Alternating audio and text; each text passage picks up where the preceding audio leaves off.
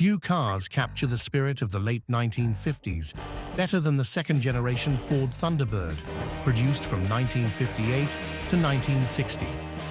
Today, people often call it by a familiar nickname, Square Bird, and the moment you see it, you'll understand why. From its sharp angles to its bold stance and luxurious presence, the Thunderbird of this era stood apart from anything else on the road. This was not just a car, but a turning point in Ford's history.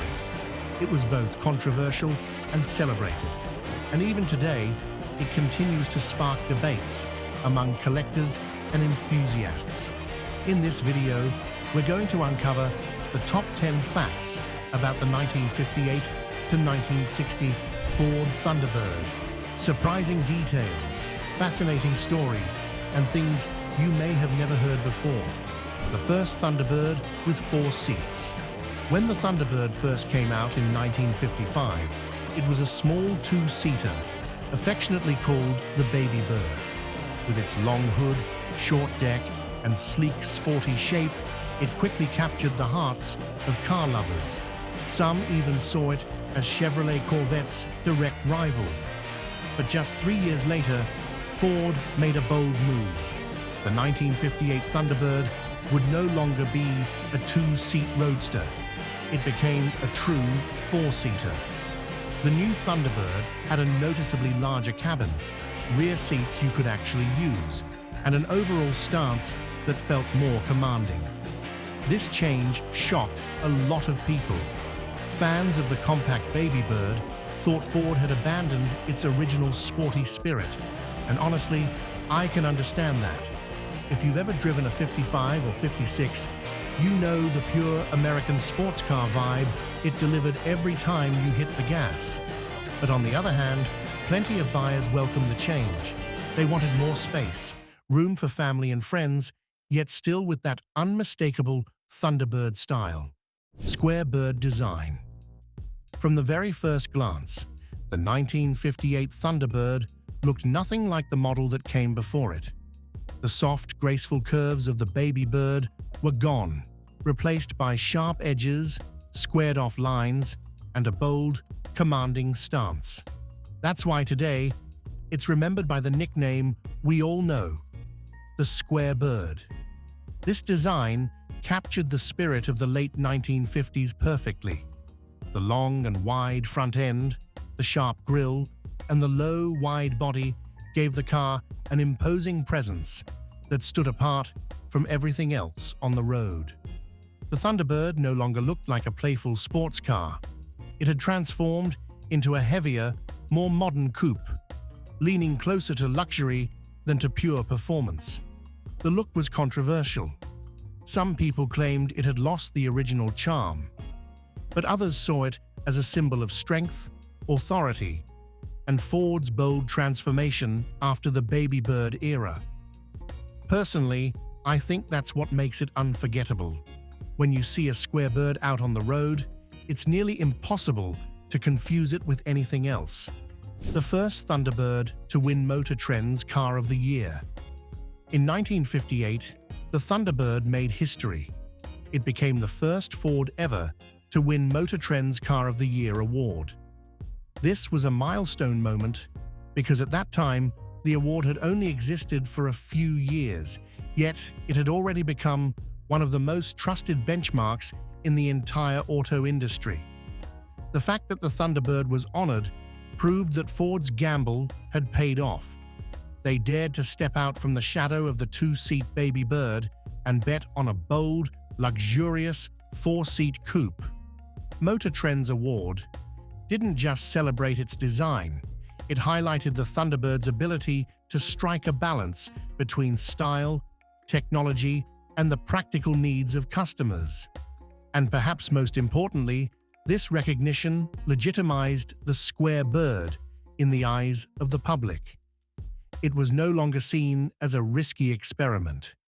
It became clear proof of Ford's sharp instinct in understanding exactly what American buyers wanted in that era: jet-inspired cockpit interior. If the exterior of the Thunderbird impressed with its squared and commanding presence, The interior amazed people with its bold design. Step inside, and you immediately notice the aviation inspiration, perfectly in tune with the space-age spirit of the late 1950s. The dashboard was laid out like the cockpit of a jet, with round gauges, bright chrome trim, and neatly arranged switches. A long center console divided the front seats, giving the driver the feeling of sitting in a control cabin. The large steering wheel, with its metal horn ring, further reinforced the aircraft-like impression. Compared to other cars of its time, the Thunderbird offered a completely different experience. It wasn't just a place to drive, it was a showcase of technology and style. The driver was placed at the center, both comfortable and in command. Some considered the design overly elaborate, but it was exactly that boldness that made the Thunderbird stand out. Pioneering unibody chassis. One of the most overlooked yet highly important features of the 1958 Thunderbird was its chassis. This was the very first Ford to use a unibody structure, replacing the traditional body-on-frame design. In the late 1950s, this was a major step forward, showing Ford's commitment to bringing new technology into one of its flagship models. The unibody made the car lighter compared to a separate frame, while also increasing torsional rigidity across the body. This gave the Thunderbird a more solid driving feel, reduced vibrations, and improved safety. For a heavy four-seat coupe like the Thunderbird, this was crucial to maintaining stability on highways, roads that Americans were increasingly using at high speeds thanks to the newly built interstate system. Still, the unibody sparked debate.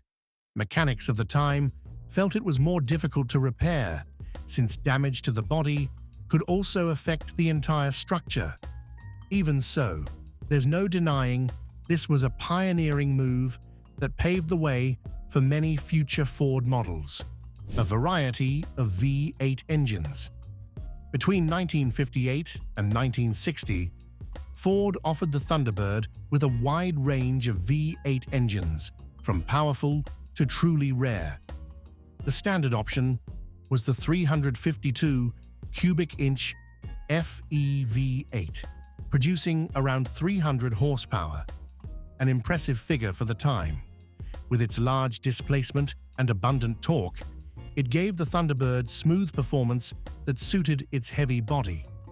But for customers who wanted even more, Ford also offered the 430 cubic inch MEL V8, rated at about 350 horsepower. Originally designed for Lincoln, this engine turned the Thunderbird into one of the most powerful luxury coupes of its class. Beyond horsepower numbers, these V8s reflected Ford's philosophy, blending luxury with strength. The Thunderbird was not a muscle car, but it had more than enough power to inspire confidence on the highway. Convertible version. During 1958 to 1960, alongside the coupe, Ford also offered a convertible version of the Thunderbird, and it quickly became the dream choice for America's upper class. With a soft top that folded neatly away, the Thunderbird convertible delivered an open-air driving experience that was both stylish and prestigious. One of the highlights was its complex folding mechanism, which operated almost fully automatically. With the press of a button, the soft top retracted into the trunk, while a rear deck lid lifted and then closed seamlessly. The whole process was smooth and left a strong impression on anyone who saw it in action. For the late 1950s, this was high-end technology, turning the Thunderbird convertible into a luxury showpiece on the streets.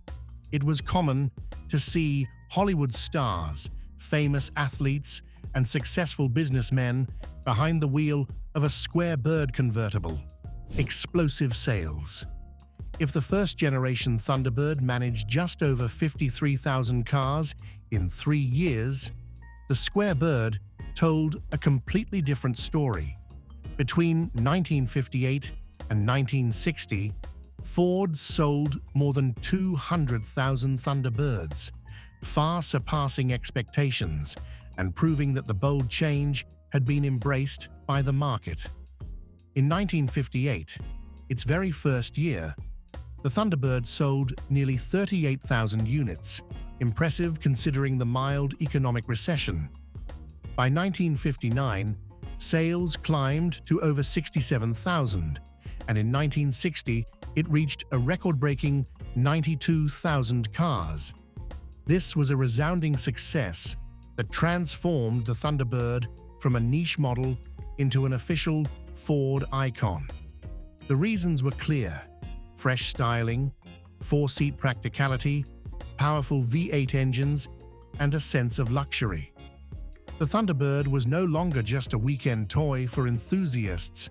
It became a legitimate choice for many upper-class American families. Year-to-year improvements. From 1958 to 1960, the Thunderbird never stood still. Every year, Ford made changes to keep it fresh, refinements in styling and equipment that gave each square bird its own identity.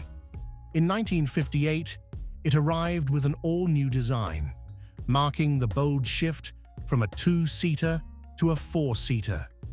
Then, in 1959, Ford added more chrome, reshaped the grille for a sleeker look, and revised the taillights to give the car a sharper, more modern edge.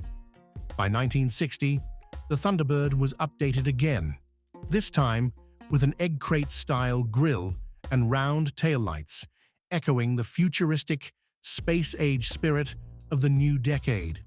But the changes weren't just on the outside. Inside, Ford raised the game with more luxurious trim options, a wider range of colors, and improvements to features like the radio and air conditioning. Individually, these updates may have seemed small, but together, they kept the Thunderbird exciting and desirable through all 3 years of its run. Birth of the personal luxury car. The real legacy of the Thunderbird wasn't just its bold design or its soaring sales. It was the fact that it created something brand new: the personal luxury car. A car not just for driving, but for showing who you were. The square bird blended two worlds that usually never met. On one side, the comfort and luxury of a big sedan. On the other, the sleek, youthful style of a coupe. It wasn't a family hauler, and it wasn't a strict two-seat sports car either. It was something in between. Room for four, but still unique, stylish, and unmistakably personal. And the industry noticed. After Thunderbird, names like Buick Riviera, Pontiac Grand Prix, and Oldsmobile Toronado all jumped into this new space. They were chasing the trail Ford had blazed. To me, that's what makes the square bird unforgettable. It didn't just succeed, it set the template for an entire segment of cars. Without it, the idea of the personal luxury car might have come much later. But thanks to Thunderbird, it became a defining part of American automotive history. In just 3 short years, from 1958 to 1960, the square-bird Thunderbird left an unforgettable mark. It wasn't only the first four-seat Thunderbird or the first Ford to win Car of the Year, it became the icon that defined an entirely new segment, the personal luxury car. With its squared design, jet-inspired interior, pioneering unibody chassis, powerful V8 options, and booming sales, the square bird proved that a car could be luxurious, practical, and full of character all at once. More than half a century later, the square bird is still remembered as a milestone for Ford and as proof of the boldness to embrace change. If you've ever seen or experienced a Thunderbird from this era, share your thoughts in the comments. What do you think made the square bird a legend? And don't forget to like, subscribe, and hit the notification bell. We have many more fascinating stories about classic cars waiting to be explored with you.